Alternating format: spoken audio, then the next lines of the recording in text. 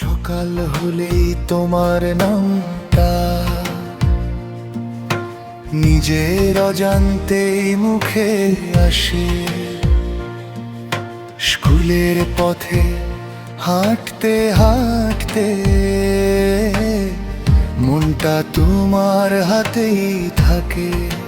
তুমি আমার, আজও আমার।